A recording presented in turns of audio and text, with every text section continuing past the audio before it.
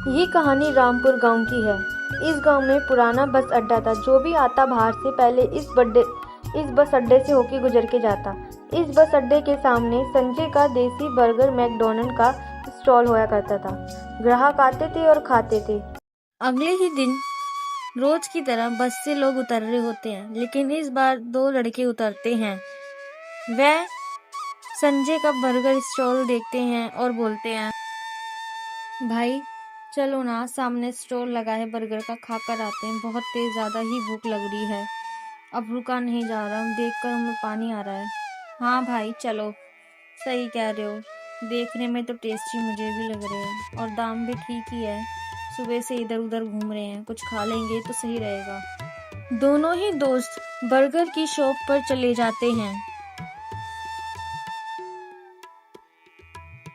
आइए भाइयों आइए, देसी मैकडॉनल्ड बर्गर खाइए, बिल्कुल विदेशी जैसा। भाई जी, मेरे को एक नहीं 2 बर्गर दीजिए, गरम गरम हॉट और एक्स्ट्रा चीज के साथ। हाँ भाई, देता हूँ अभी, 5 मिनट रुकिए, मैं अभी आपको हॉट चीज के साथ बर्गर देता हूँ गरम गरम। बस 5 मिनट रुकिए भाई जी, अभी मैं आपको देता हूँ। दोनों ही ग्राहक गर्मा गर्म हॉट डॉग बर्गर खाना शुरू कर देते हैं। तभी एक ग्राहक बोलता है, अरे भाई, ये कैसा बर्गर है? विदेशी मैकडॉनल्ड बर्गर के नाम पे तुम हमें इतना ऑयली खाना दे रहे हो, इसमें टेस्ट भी नहीं है। सही तो कह रहा है ये, सच में टेस्ट नहीं है, हमारे तो पैसे भी बर्बाद हो गए। ये 25 रुपए का बर्गर तो ज़्यादा है, ये 10 रुपए का भी नहीं है भाई, थोड़ा तो कुछ सोचो। सॉरी भाई साहब, मुझे माफ़ कर दो, अगली बार से मैं ध्यान रखूंगा, अगली बार से हर एक चीज़ का ध्यान रखूंगा, बर्गर स्वाद ही मिलेगा। इतना कह के संजय उदास हो जाता है। संजय अपना ठेला बढ़ाकर शाम के वक्त घर जा रहा होता है। तभी उसे धनीराम सेठ मिलता है और बोलता है, ओए संजय, 10 दिन हो गए हैं, मेरे 50,000 कब देगा? इतना समय हो गया है, कब तक मैं ऐसे बोलता रहूँगा? जल्दी मेरे पैसे लौटा दे, वरना मैं तेरे घर के सारे कागजात रख लूँगा, समझा तू? सेठ जी, मैंने अभी नया नया धंधा खोला है, मेरा ठेला अभी नहीं चल पा रहा है, इसलिए मैं चाहता हूँ आप मुझे 10 दिन की मोहलत दे दीजिए, तभी मैं आपका कर्जा अच्छे से ही उतार पाऊँगा। क्या ड्रामा लगा रखा है संजय ये? 10 दिन की मोहलत, जब भी बोलता हूँ 10 दिन की, 5 दिन की मोहलत, रोज का हो गया है तेरा, मेरे को उससे कोई फ़र्क नहीं पड़ता।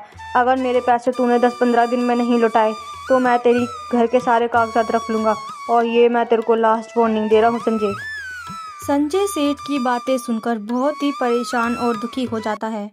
उसका तो मानो पैरों के नीचे से जमीन ही खिसक गई हो। संजय शाम के वक्त जब अपने घर पहुंचता है तो उसकी बीवी उसका इंतजार कर रही होती है। वह घर पहुंचते ही अपनी बीवी को बताता है सारी बातें। संजय सेठ की बातें सुनकर आता है, वह बहुत परेशान रहता है। घर पे आके वह सर पे हाथ रख के बैठ जाता है। तभी उसकी बीवी पूछती है, क्या हो गया जी, बड़े ही परेशान लग रहे हो, क्या आज फिर धनीराम सेठ जी मिले? फिर उन्होंने कुछ बोला? हाँ मीना, आज फिर से वो सेठ मिले, वह हमारा घर छीन लेंगे मीना, उन्होंने मुझे धमकी दी है, अगर पैसे नहीं लौटाए तो 10-15 दिन में हमारा घर छीन लेंगे। मीना, जो हम बर्गर बनाते हैं उसमें वह स्वाद नहीं है जो बड़े बड़े शहरों में आता है, लोग खाते हैं पर थूक कर चले जाते हैं। तो क्या हो गया जी, चिंता मत करो, समय के साथ सब ठीक हो जाएगा, हम कुछ और ट्राई करेंगे, कुछ नया अनोखा बनाएंगे जिससे तुम्हारा ठेला चल जाएगा। मीना की सारी बातें सुनकर संजय को थोड़ा हौसला मिलता है और हिम्मत मिलती है। वह आगे की तैयारी करता है। संजय और मीना बाहर खड़े थे। तभी संजय का दोस्त दिलीप जोशी और उसका बेटा चिंटू आता है।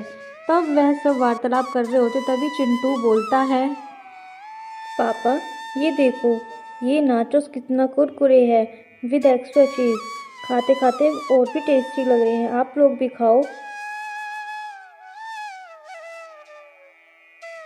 अरे बेटा, ये क्या खा रहे हो? बड़ी ही कुरकुरी आवाज़ आ रही है, ज़रा मुझे भी बताओगे ऐसा इसमें क्या डला हुआ है और इसका नाम क्या है?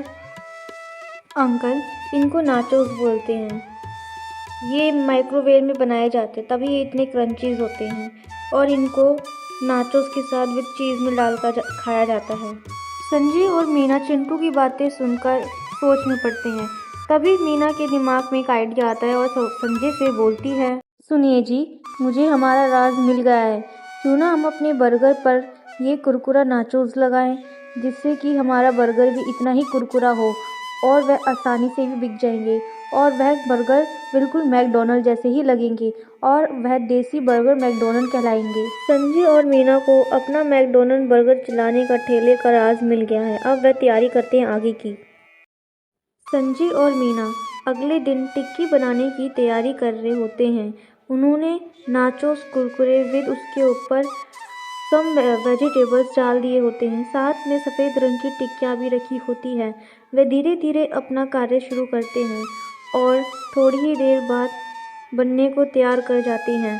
तभी संजय बोलता है, अरे मीना, मैंने तो इसके अंदर डाल ही दिया, अब आगे क्या करना है ये भी बता दो। टिक्की भी तैयार है और नाचोस भी। सुनिए जी, अब तुम इन टिक्कियों को इन नाचोस के ऊपर लपेटो ताकि ये अच्छे से डिप हो जाए और बाद में तलने के लिए डाल दीजिएगा। थोड़ी देर बाद वह दोनों टिक्की तलने के लिए रख देते हैं। टिक्की सुनहरी और ब्राउन होने लगती है गरम गरम तेल में। तभी संजय बोलता है, अरे मीना, देखो तो सही, ये तो बड़ी ही सुंदर बन रही है। एकदम सुनहरी सुनहरी सोने की तरह चमक रही है। जैसा सोचा था वैसी ही बन रही है। देखते हैं आगे क्या होता है। बस अब चिंता मुझे सॉस की है। अरे यार, क्या टेंशन लेते हो संजय जी आप। सॉस मैंने तैयार रख रखी है। दही में मसालों के साथ मिक्स करा हुआ एक पेस्ट बनाया है जिसका नाम होगा देसी सॉस। संजय और मीना दोनों ही गरम तेल में तलती हुई टिक्कियों को टुकुर टुकुर देख रहे होते हैं। अगला दिन, नई सवेरा, नई सोच, नया काम, नई मेहनत। कुरकुरे मोमोज का नया ठेला, नई दुकान। संजय जोर से चिल्ला रहा होता है, आओ आओ, नाचोस बर्गर खाओ, कुरकुरे मज़ेदार और मसालेदार।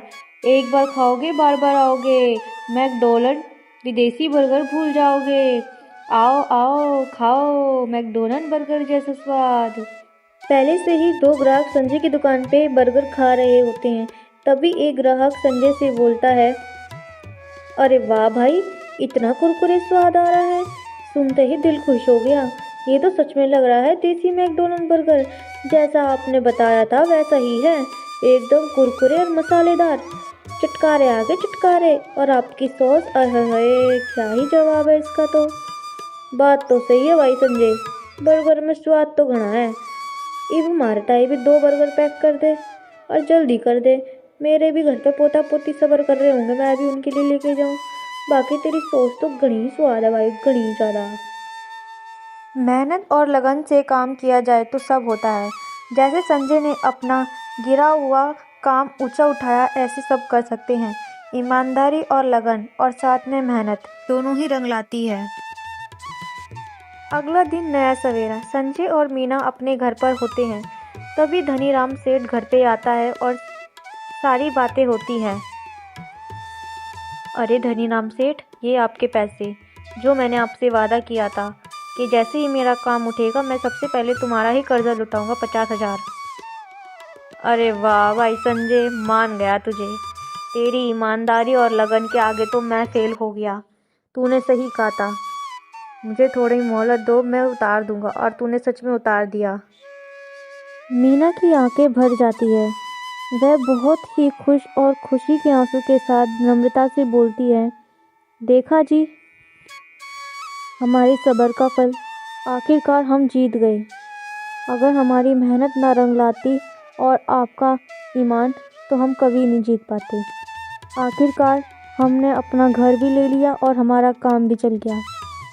हमारी मेहनत रंग लाई, सब्र का फल मीठा ही होता है। साथ ही इन दोनों की मेहनत और इनकी ईमानदारी है जो रंग लाई है। संजय और मीना ने साबित कर दिया, अगर काम लगन और मेहनत से हो तो सब होता है। साथ में परिवार का साथ हो तो सब मुमकिन है।